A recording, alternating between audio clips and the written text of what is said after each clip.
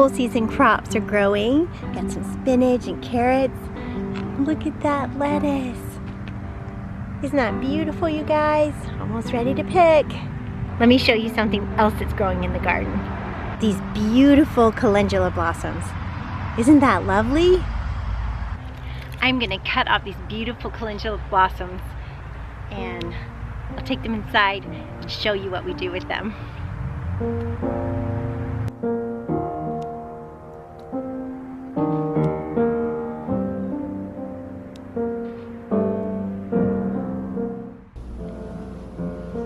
These beautiful jewels of the garden aren't just pretty, they have a really healing property in the petals. So they can be used to make salves. So the first step is to wash them off really well, put them in water and get them all rinsed off, because sometimes they can have thrips, little bugs in the petals, so we want to get all those bugs out of there. And then just get them dry.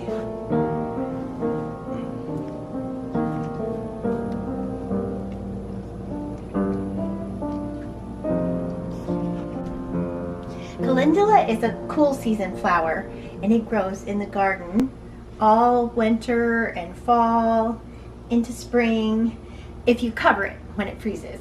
Here in Dallas, Texas at least. So when it freezes, I just pop out and cover it. Have it in with my other cool season vegetables that I cover. After they've gotten all dried, we're going to put them in our oil to steep that healing property out of them. And what I've done is just used a quality organic olive oil, and I am just going to tear the petals off and put them in this oil.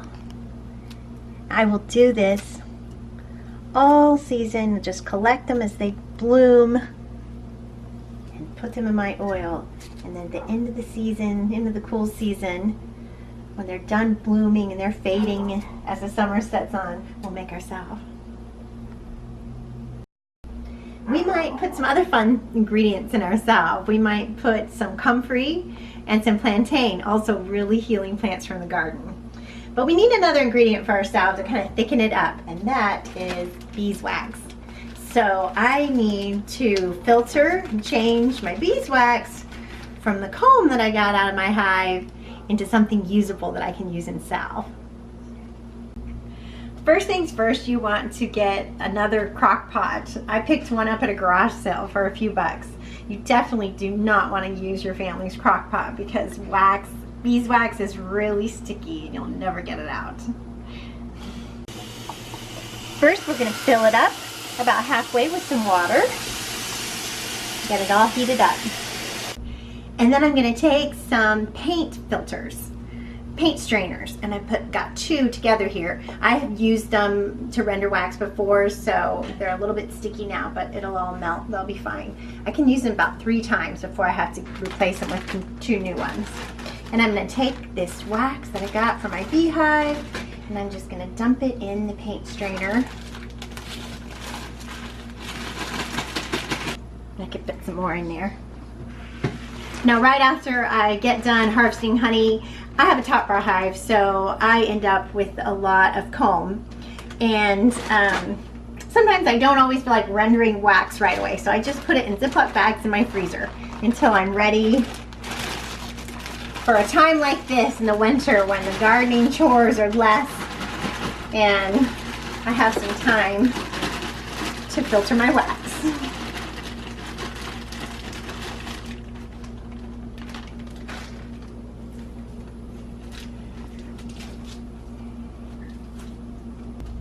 So I'm just gonna curve this in like this, put the lid on, and let that wax melt.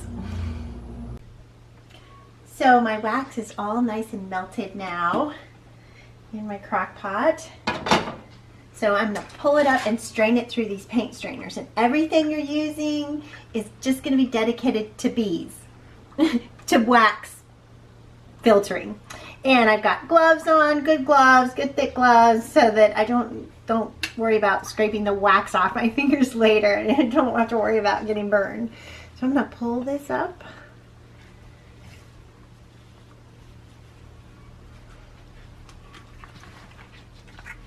Just kind of wind it around so I can get as much as I can out of that wax or comb. Just trying to squeeze out as much as I can. All right, I'm going to set this here.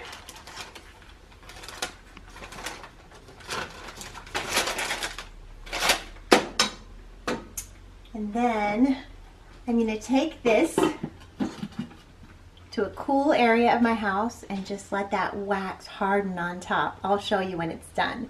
And what I'm left with in this ball is all the yucky leftovers and, you know, mixed with what wax is left over. And I will show you what to do with that too when it's cooled. You can make some great fire starters. So look at this, you guys. It is all solidified on top. And this is our beeswax. Isn't it gorgeous? Now it's got some gunk in back, so I'll wipe that off with a paper towel, rinse it off. And I will probably run it through the strainer one more time, melt it down and run it through the paint strainer so that we can get rid of some of this little bits of you know, brown here, and it'll be a beautiful golden color. Look at all this wax I got, you guys. Look at this. It took several days. Over every day I've been kind of working steadily, melting all my wax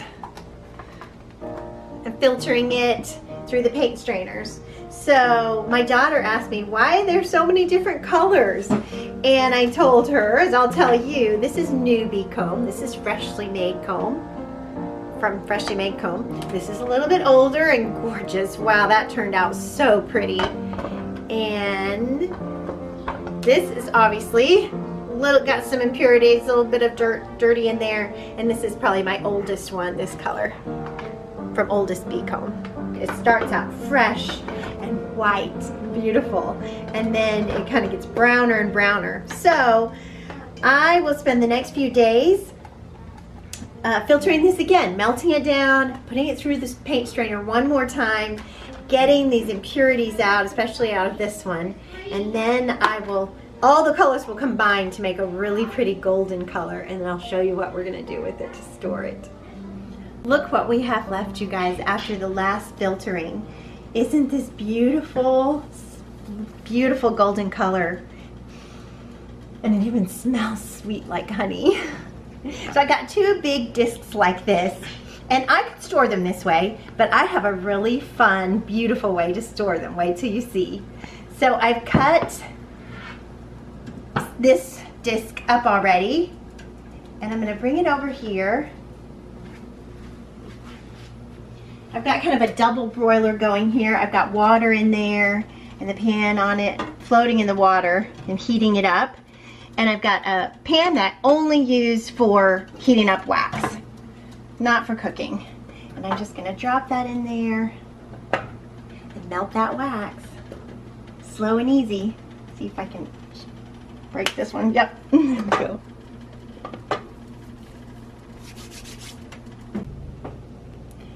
This is how I'm going to make my beeswax into a beautiful way to store it. I'm going to make some beautiful flowers, honey colored flowers. So I just got this silicone candy mold from the craft store. Okay, so I'm just going to pour the melted wax in there about halfway up and just let it solidify.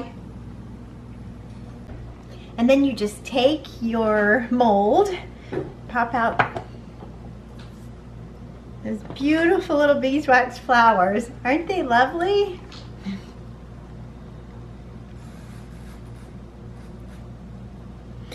So this is just a fun, pretty way to store them, and then they can be used for product on the homestead. For instance, I can make a healing salve out of them combined with my calendula. And then I can also make lip balm with them, different products like that. You could make candles out of them, but it would take a lot of beeswax to make candles. I might make a couple little votive candles though. There's one thing I have heard of that you can make where you take scraps of cloth and you cover them with the beeswax, and you use them kind of like saran wrap, plastic wrap, instead of, to cut down on your plastic usage for the environment. So that's very good. I might try that. So far, I haven't made anything with my beeswax yet besides these pretty flowers. I have bartered it though for some work on the homestead. Hey guys, I almost forgot to tell you that the yucky stuff that you filter out of the beeswax can also be used. You can put it, soften it, put it in the egg cartons, paper egg cartons, and you can put dryer lint on top. You can even wrap it up in burlap if you want to, and make fire starters. Cut them all out and make fire starters out of them. So every part of the wax can be used. 2 beautiful healing products you can make from your homestead to make healing products out of, to heal your family, and to make a profit, to sell to people or to barter.